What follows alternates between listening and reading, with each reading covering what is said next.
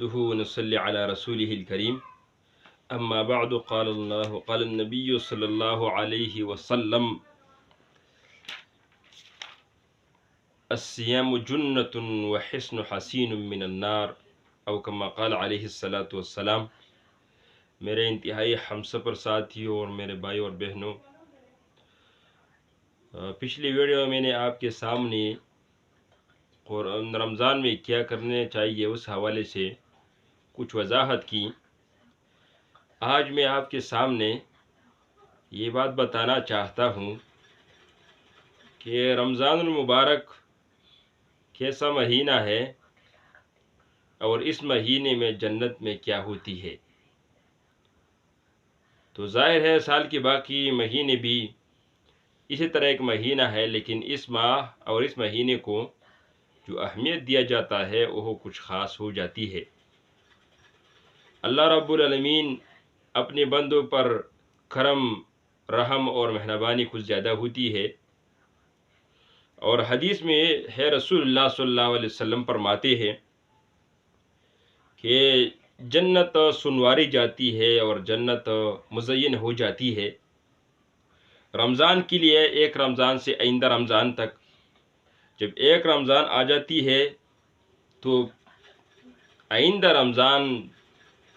کے لیے دوبارہ وہ ایک رمضان چل جاتی ہے تو آئندہ رمضان کے لیے بھی وہ جنت مزین اور سنوارا جاتا ہے۔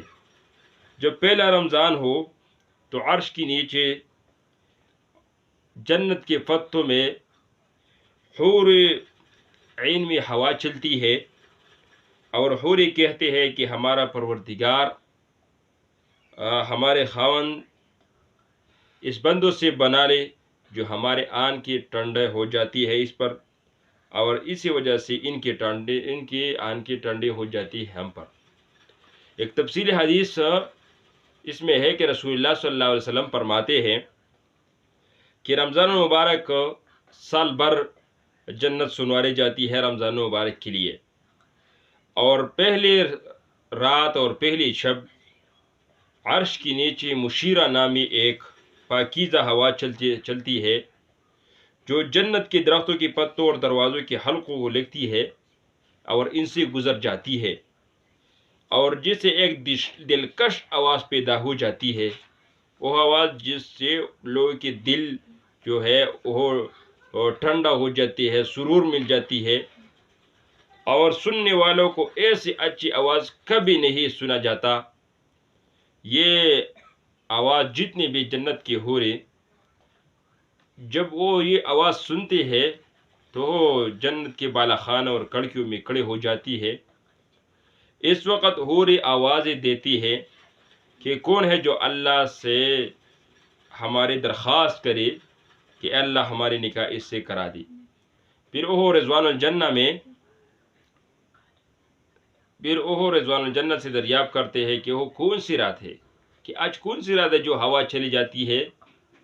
تو ان کو جواب دیا جاتا ہے کہ رمضان المبارک کی پہلی رات ہے۔ اس مہینے میں امت محمدیہ کے لیے اور ان روزہ داروں کے لیے جنت کے دروازے کھل جاتی ہے اور جہنم کے دروازے بند ہو جاتی ہے، شیاطین اور شیطانوں جکڑ جاتا ہے،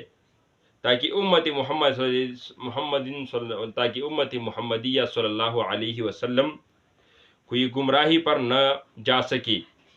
اللہ تعالیٰ رمضان المبارک کی وجہ سے ہر رات ایک منادی کو 3 مرتبہ یہ آواز دیتی ہے اور یہ آواز کرتے ہیں کہ وہ تمام لوگ جو